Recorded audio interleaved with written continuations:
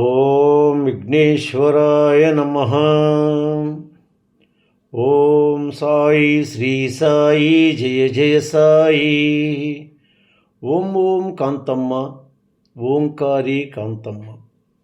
అమ్మ కాంతమ్మ తల్లి గురించి అద్భుతమైన విషయాలను తెలుసుకోబోతున్నాము. మొదటిసారిగా ఈ వీడియో చూస్తున్న ప్రతి ఒక్కరూ సబ్స్క్రైబ్ చేసుకోండి, లైక్ చేసి షేర్ చేయండి.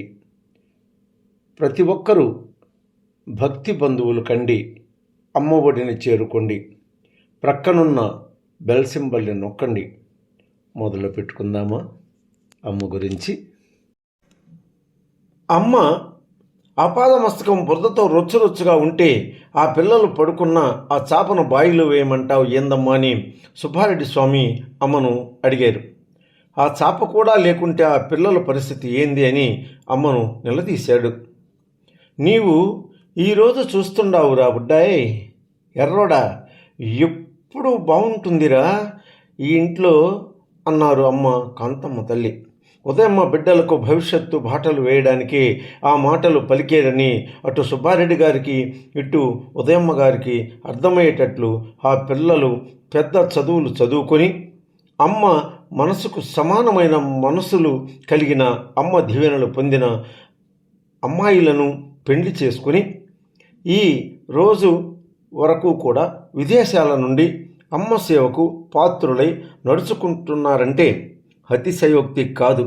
ఆ పిల్లలు కూడా తమ వయస్సులు చిన్నవి అయిన 9-10 సంవత్సరముల వయసు నుండి దేవుని ప్రత్యక్షముగా చూసి దేవునితోనే వారు నిద్రించి తమ నివాస స్థలంలో దైవం అంటే ఎట్లుంటారు అనే విషయములలో ఆధ్యాత్మిక చింతనలలో జీవ బ్రహ్మైక్య సాధనలో మునిగి తేలిన తల్లికి ఉదయమ్మకు వారసులై ఈరోజు వెలుగుబాటలో పయనిస్తున్నారంటే సామాన్యమైన విషయం కాదు.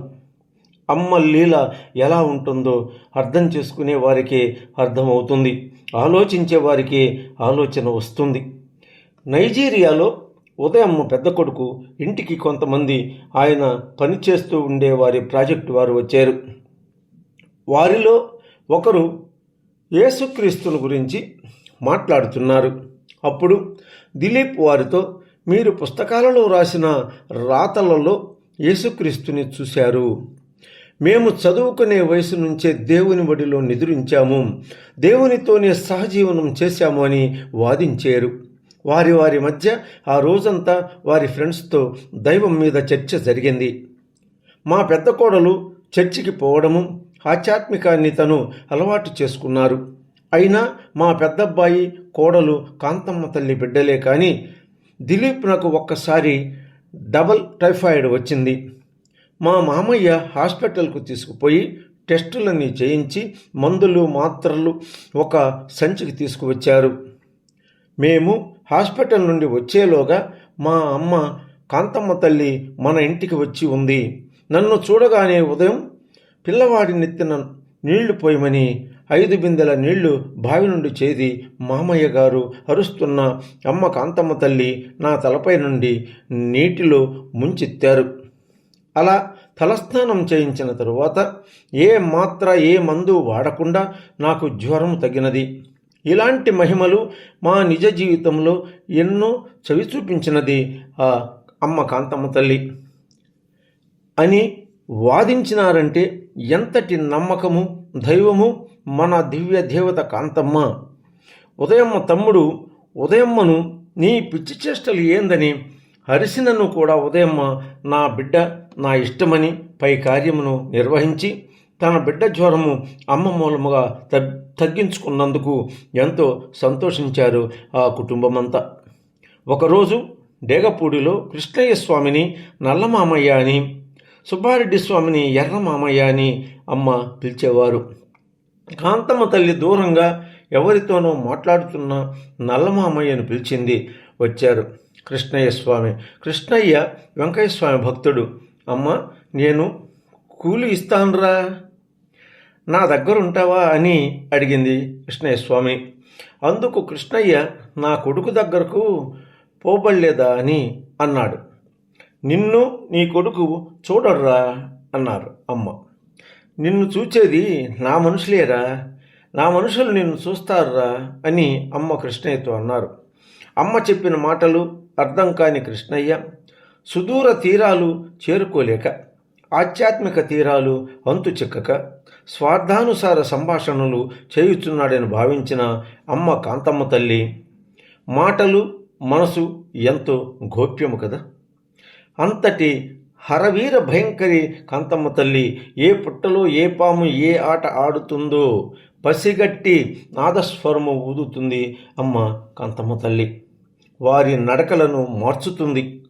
మానవతా దృక్పథాన్ని వారికి అలవర్చునట్లు వారిని తను నడిపిస్తుంది. అమ్మ పనే అది కదా. ఒకరోజు ఉదయమ్మ ఇద్దరు డేగపూడికి నిద్ర చేసి వద్దామని నెల్లూరు నుండి బయలుదేరి డేగపూడికి వచ్చారు. ఉదయమ్మకు కడుపులో తిప్పినట్లుగా ఉండినందున ఉదయమ్మ తను అమ్మను లేపి, అమ్మ బహిర్భూమికి పోవాలి అన్నది.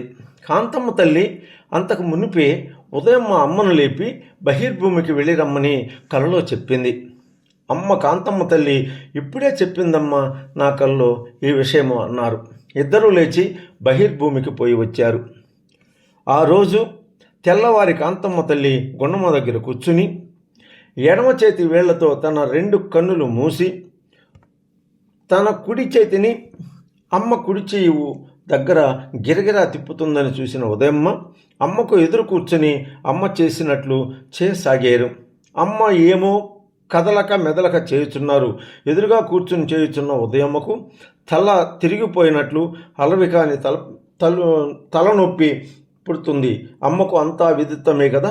ఉదయమ్మను గమనించి ఒక టవలు ఉదయమ్మకు విసిరివేసి తలపై పెట్టుకోమని సైగ చేసినది అమ్మ కాంతమ్మ తల్లివారు. ఓహం ఓహం కాంతమ్మ ఓంకారి కాంతమ్మ, జై జై కాంతమ్మ జయకారిణి నీవమ్మ.